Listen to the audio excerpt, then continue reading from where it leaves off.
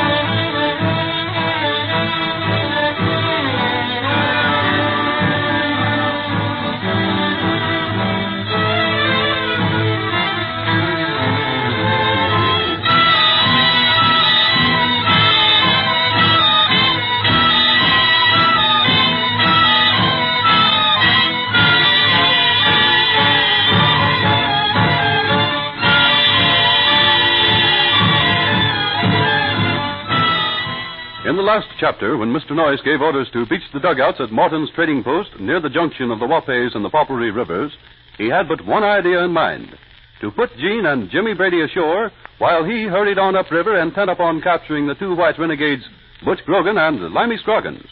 But Jimmy and Gene just don't like to be left behind, so they made plans to follow Mr. Noyce in a canoe of their own. Mr. Noyce and Morton suspicion what is happening and plan to prevent the youngsters from making this trip. The plan is in the form of a joke, but Jimmy and Gene learn from their newfound friend Quito, the Indian boy, just what is what. And now it's their turn. The three of them intend to play a trick on the explorer. Right now we find Jimmy, Gene, and Quito bringing their big dugout back across the river and hiding it in the overhanging bushes. Easy, Quito. That should be far enough. We're away in the bushes now. A little more, Senor Gene. The sand, it is very much out of the bushes. A little more. Just a little more. Hold him. Now it is good. You see any dry land up at your end, Jimmy? Sure. A whole flock of it. The dugout is just touching the shore. Okay, Senor Jim. You get on the land and hold this canoe till the senorita get on the shore. Well, that's what I'm already doing. Gosh, the bushes are thick. I can't see you back there, Quito. Shh. We better not so loud speak. We better be very, very quiet now. You said it, Quito. If we want to pull a joke on Mr. Noyce, we'll have to be quiet, and I don't mean maybe. But look, Gene, what happens if Mr. Noyce, he might not like to have jokes played on him. Oh, sure he does. Just because he's an explorer, well, that doesn't mean he can't laugh. See, senorita, the senores laugh very good. I hear him when he speak with Senor Morton. You mean when they were talking about pulling a fast one on us, huh? The fast one? I not know it was fast one. Oh, well, that's just another way of saying play a joke or something.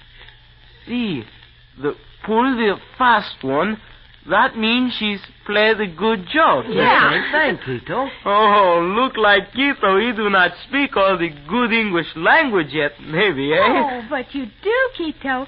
You speak it swell. I mean it. But there is so many words.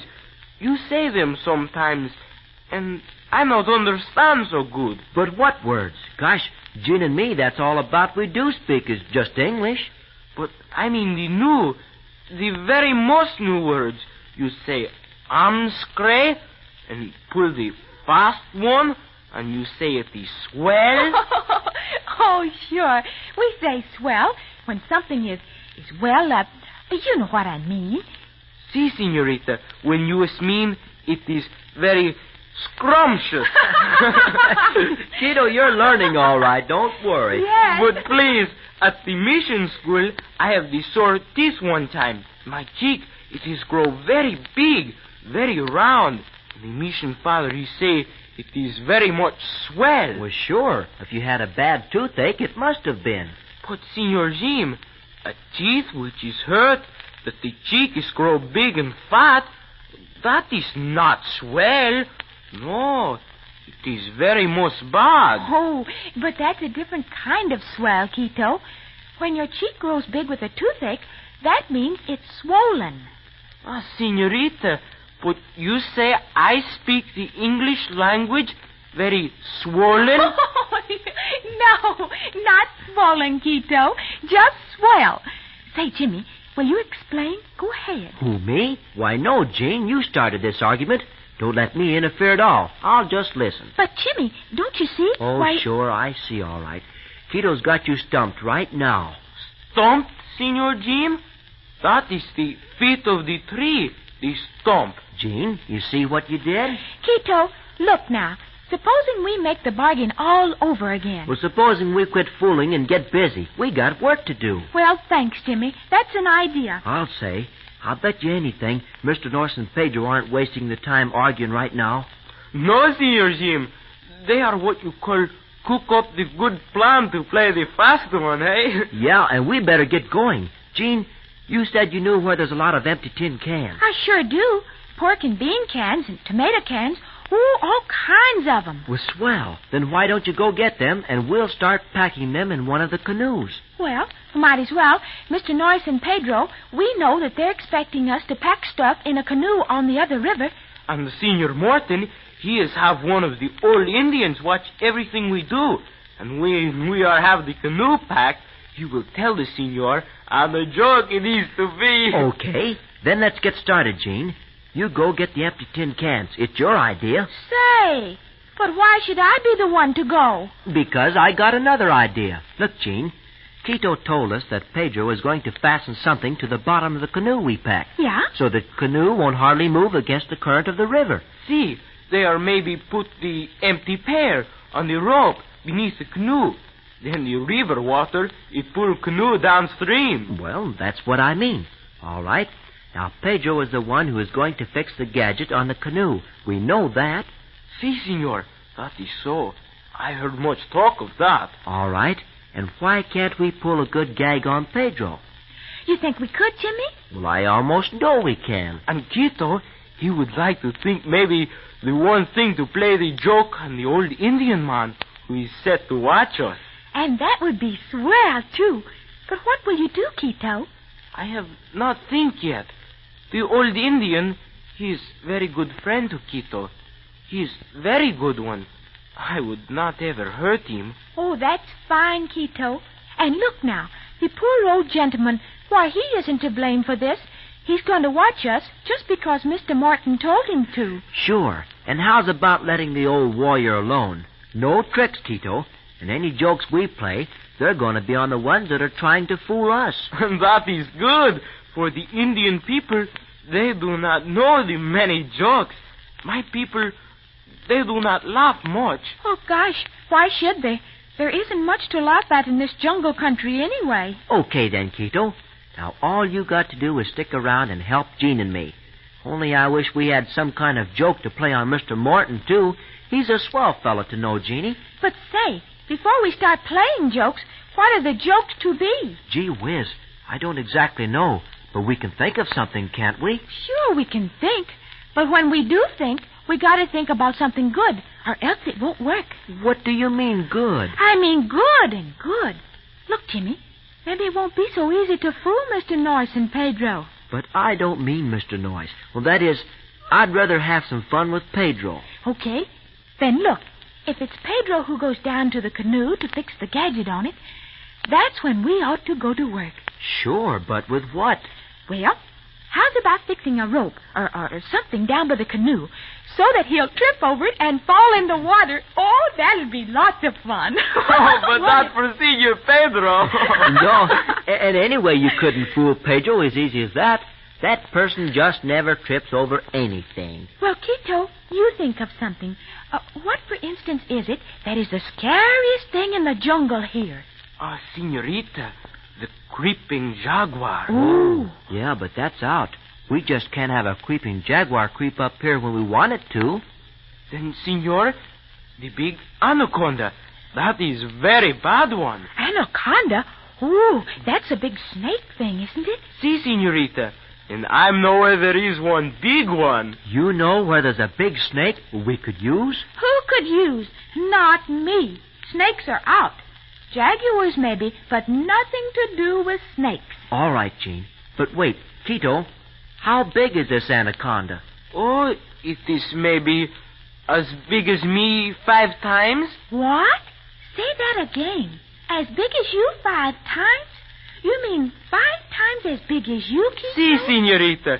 5 times me. Gee whiz. Say, that means it must be about, well, gosh, maybe 25 feet. Si, Senor Jim. Maybe so. Hector's pup. That's a snake, huh? Yeah, I'd say that was about a snake and a half. Yeah. It is the very most big one. That's what I must have been thinking, too, Kiko. And you know where it is? Ah, si, senorita. I'm see it this morning. It would be the good one to play the good joke, I think. Yeah, maybe it would. But how about it if maybe the big baby doesn't want to play, huh? Jimmy, I still think jaguars would be easier. Don't you know these anacondas? Why, they twist themselves around you and squeeze the dickens out of you. Yeah, Tito, come to think of it, you don't happen to have a smaller one handy. Well, it doesn't have to be 25 feet long. A yard would be plenty big enough. Oh, but, senor, this will do no harm.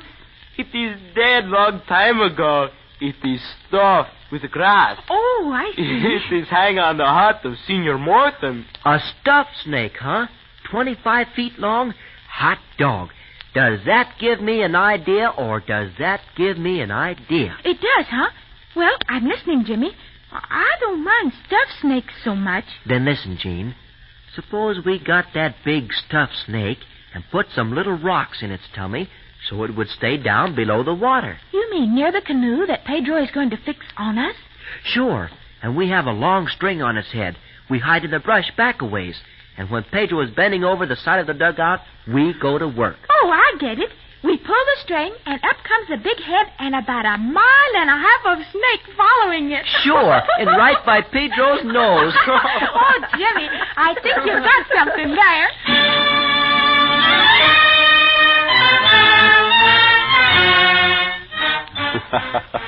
Yes, looks like Jimmy really has got something there. Well, what will poor Pedro think when that monster pops up out of the river right by his head? Well, that is something else. Gene thinks he'll sit down in the bottom of the dugout, but Jimmy thinks Pedro will dive overboard and keep going till he reaches bottom. But to make sure just what does happen, be in on the fun. For when you tune in next time, there's going to be lots of laughter in the jungle